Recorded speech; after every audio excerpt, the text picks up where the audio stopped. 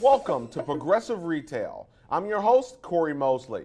As always, thanks for tuning in. We've got another great show planned for you, which includes my exclusive interview with Rico Glover, Chief Digital Officer of Bryant Honda in Fayetteville, North Carolina. Let's get started. Disruption, creative marketing, thinking outside the box, blowing up the box. These are all the things we all hope to aspire to when we're running our promotions or really trying to just break through the mold and gain a competitive advantage in the marketplace. So I chose today to invite somebody to the show who's clearly doing that and maybe a little bit more. Mr. Rico Glover is the Chief Digital Officer of Bryant Honda down in Fayetteville, North Carolina. Rico, thanks for joining the show today. Thank you for inviting me, Corey. I appreciate that. So you've developed a bit of a reputation. We talked a little bit about it before we came on for doing some things differently, for forgetting the box even existed. Talk to me a little bit about kind of your approach to that, and from a dealer perspective, why? Because I think you're challenged with a lot of. I think fortunately for you, you have a very progressive dealership that's willing to try things and do things, right?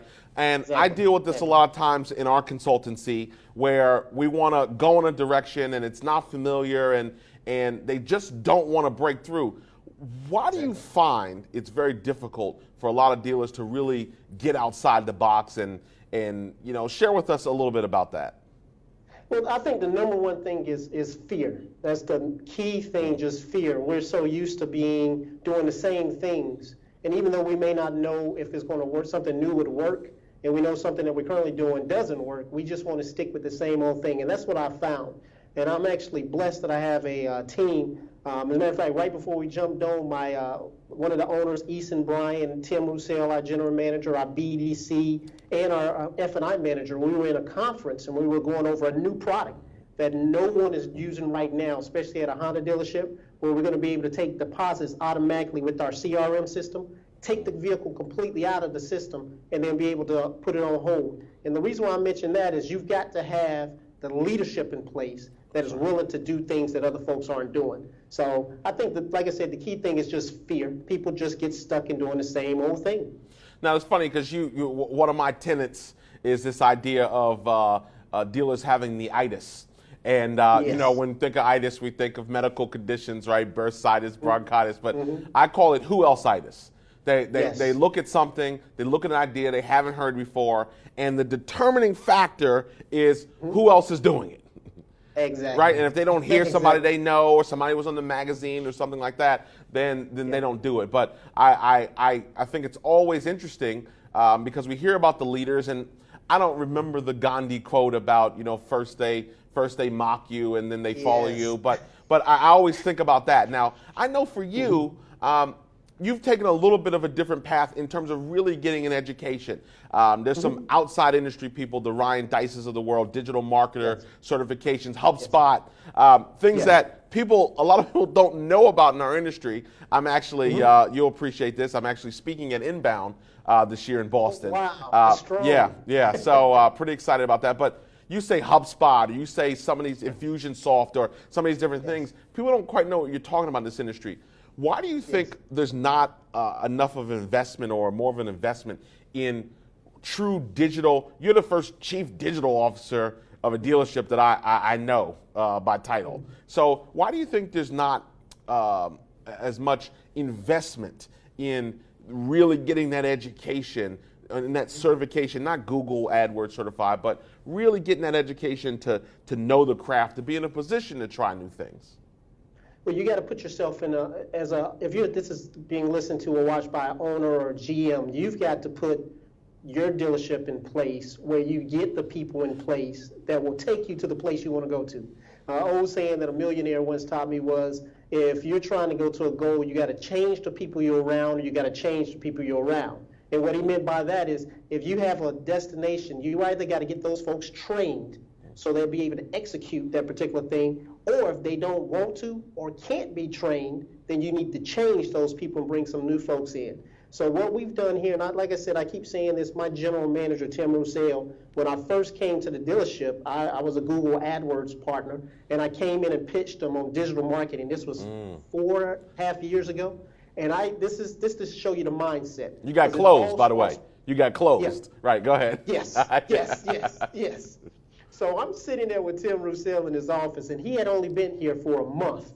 Now imagine this, new GM coming to a dealership. We're the oldest Honda dealership in North Carolina. Their CRM system consisted of a piece of paper that people would go up to, the salespeople would write on there, the desk log. That was their CRM system. Right. So he's having to go to the owners of the oldest Honda dealership in North Carolina and tell them, look, we're going to make a position available for this guy, and he's going to do Google AdWords. Now, remind you, at that time, they had 30 Facebook friends on the Brown Honda site. Right. No digital marketing, no Google AdWords or anything of that nature. So it was actually, once again, the leadership at that time, seeing that in the next 2 to 3 to 4 years, how impressive digital marketing would be needed to actually sell vehicles. So let me ask you a question. So let's go to the next kind of level there. Talk to me about what are some of the ways that you've seen the business grow since really embracing the digital strategy, even some of the unconventional things. How have you seen the business grow, and what's the wildest thing you guys have done that maybe even you were like surprised, like, man, we actually sold some cars with this? The Beat the Heat sale. Okay. We did a campaign. It was completely on Facebook. Started about 6 a.m. All ads were run on Facebook, no traditional marketing or anything of that nature. Started selling cars at 6:15 a.m. Wow. 6:15 a.m. By the end of the day, we had, I think, 27 or 28 vehicles that were sold. Complete marketing, completely on Facebook. No other traditional marketing. We did email blasts and things of that nature, but once again, everyone that came in, and actually I took the email list and dumped it into Facebook and marketed them on Facebook. So non-traditional stuff. And after that, we actually, I think everyone kind of saw that, hey, maybe this, and this was 2.5 years ago. Right. I think people really started seeing that this was the key. And to talk about something you just mentioned, you mentioned about training. Working with other companies like the Ryan Dice of digital marketing and work with HubSpot, they know that this stuff changes, not 6 months, 7 months, 8 months. It changes sometimes on a weekly basis. And that's the other problem with so many dealerships. They actually use stuff from 2, 3, 4, 5, 6 years ago, and they get stuck. Set it in. It's set it and forget it. It's the set it and forget it Ron Popeil mentality, right? Yes, Yeah. Exactly. So how have you seen the numbers grow? You talked about having 30 Facebook friends 4 years ago. How have you seen that change? We're right up to over 14,000 fans right now, but like I teach when I train and everything of that nature, it's not the page or the likes, it's your engagement. One thing that I was taught about 2.5 years ago when I was at an event and got booed at, it was a automotive industry event, and I was pitching to them, stop putting just ads on there, stop putting 0%, stop putting your car on there, stop doing that, engage with them. Put videos, like I put a video when, you probably remember this video, when there was a car dealership and it was the pizza man. And they actually just berated the pizza man. Well, that video got millions of views. Right. And I'll never forget, I posted that on our Facebook page, and in a car marketing seminar, I had folks stand up and basically tell me you shouldn't do that. And I'm thinking, I said, once again, I'm not creating the page for us. I'm creating the page for engagement for our customers. Because if you can create, and perfect example of this is Starbucks. When I'm creating campaigns, I think not like a car dealership, but I think like successful businesses. If you go to Starbucks, people do not pay $5, $6 for a cup of coffee from Starbucks. Right. They pay for the experience of going into a Starbucks, and then they also pay for the logo so they can show folks that they went to a Starbucks. If you can create an experience, that's the key. All right, so I ask all my guests this question. I ask them all to get out their little crystal ball. If you got out your crystal ball right now, and what predictions are you going to go on record with now? Because we talked about an industry that moves really fast, especially in your field, right, of digital. What are the predictions you'll make for digital retail, the automotive industry, over the next 24 months? It's already starting, but what is going to happen is, I call it O2O, and it's already starting online to offline. And what I mean by that, a perfect example, you can look at Amazon.com. Amazon.com actually killed the book industry, and now they're opening up bookstores. You can look at Walmart, who Walmart was a retail distribution, or actually a retail store that has now purchased like companies like Jet.com for $3 billion, $4 billion that are actually online. So what's getting ready to happen, not getting ready to happen, but what's going to happen right now, and if dealerships don't understand it, you're going to be hurt. You've got to have the online and you've got to have the offline.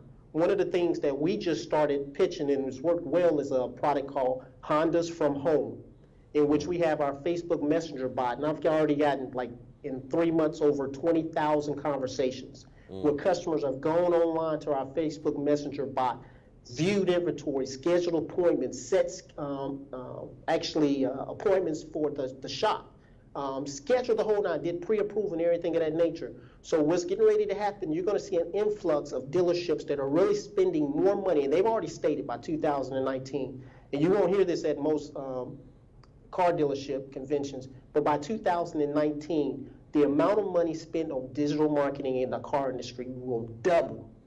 Now, what that means is they're going to have people that understand how to maximize those leads and use those budgets for the best way. So you're going to start seeing more professionals. I just looked, and I'm not going to say which dealership it is, but there's a huge dealership. They have like, they're like between 1 and 10 as far as the largest dealerships in the country. And they just put an ad where they're hiring an e-commerce director for their dealership. 6 years ago, 7 years ago, you never would have saw a dealership at that magnitude with the title of e-commerce. They've already stated, now these are stats, these are not Rico, these are stats.